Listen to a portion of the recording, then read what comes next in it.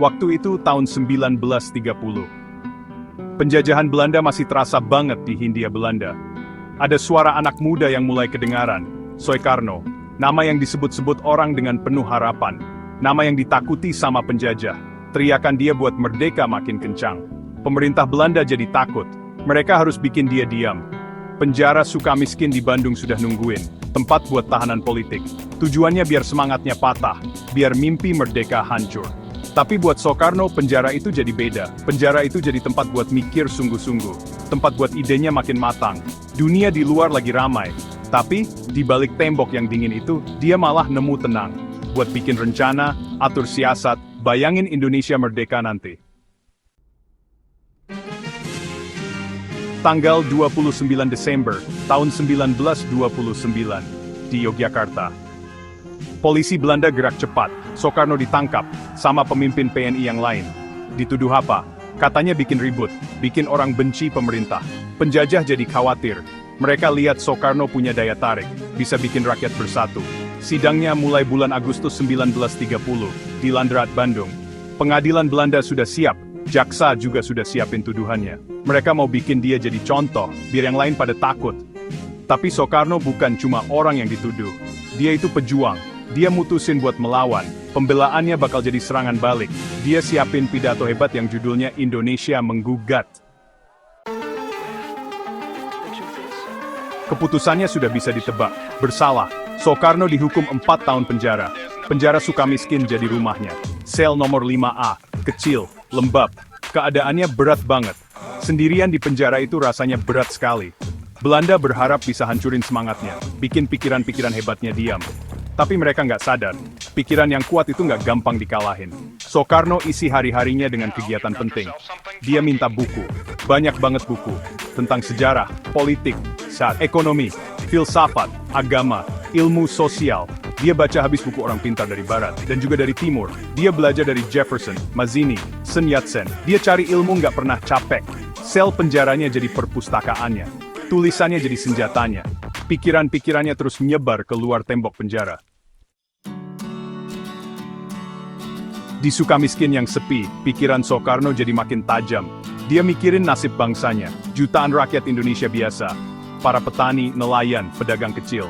Dia pernah ketemu petani namanya Marhaen. Miskin tapi punya alat kerja sendiri. Marhaen ini jadi simbol rakyat Indonesia pada umumnya. Dari mikir-mikir inilah, Marhaenisme lahir. Itu ideologi bikinan Soekarno sendiri, disesuaikan sama keadaan khusus di Indonesia, bukan Marxisme asli. Bukan juga kapitalisme yang rakus dan gak ada batasnya.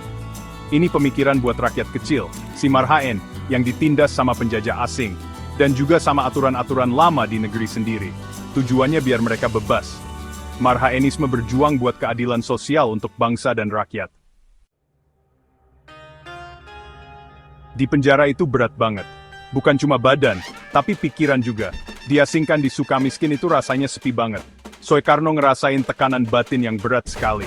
Orang Belanda ngawasin dia ketat banget. Berharap dia nunjukin tanda-tanda lemah. Putus asa, atau nyerah. Masa depan kelihatan gak pasti. Perjuangan buat merdeka itu panjang dan berat. Hari-hari itu masa yang suram dan banyak cobaannya. Tapi Soekarno nggak sendirian kok. Dia punya pegangan kuat. Istrinya, Inggit Garnasi. Setianya nggak main-main. Beraninya luar biasa. Dia rajin jenguk Soekarno. Nggak peduli aturan penjara yang ketat. Dia bawain makanan, buku, dan kabar. Dan yang paling penting harapan. Datangnya Inggit itu penting banget bikin Soekarno semangat lagi. Inggit juga selundupin tulisan-tulisan Soekarno keluar penjara. Dan bawa pesan dari dunia luar buat Soekarno. Walaupun Soekarno di penjara, suaranya nggak bisa dibungkam. Ide-idenya terus nyebar, kayak api yang cepat nyebar ke seluruh negeri. Pengikutnya kerja keras nggak kenal capek, nyebarin tulisan-tulisannya. Mereka bagiin impian Soekarno tentang Indonesia merdeka. Nama Soekarno jadi simbol perlawanan sama penjajah. Jadi cahaya harapan buat jutaan orang. Belanda berharap kalau Soekarno ditahan, semangat bangsa bakal padam. Tapi mereka salah besar, malah kebalikannya. Ini malah bikin Soekarno jadi pahlawan di mata rakyat. Bukti nyata dari perjuangan itu, rakyat makin kagum sama dia. Mereka lihat pengorbanannya, tekadnya yang kuat banget. Setelah hampir 2 tahun, Soekarno dibebasin. Tanggal 31 Desember 1931, Soekarno keluar dari penjara Sukamiskin. Dia nggak hancur, malah makin kuat. Dia nggak kalah, tapi makin semangat. Pengalaman di penjara itu sudah mengubah dia. Pengalaman itu nguji dia habis-habisan. Dan dia keluar jadi lebih kuat, punya pandangan yang lebih jelas, dan semangat yang nggak bisa goyah. Sukamiskin kasih dia pelajaran hidup yang penting banget. Penjara itu ngajarin dia soal tahan banting, soal kuatnya ide-ide, soal betah kuatnya semangat manusia. Dia pakai waktu sendirian itu buat mikirin perannya, takdirnya buat sejarah Indonesia. Dia merasa makin nyambung sama rakyatnya kaum Marhaen, yang perjuangannya selalu dia bela. Dia keluar bukan sebagai orang yang nyerah, tapi sebagai pemimpin yang siap buat langkah perjuangan selanjutnya.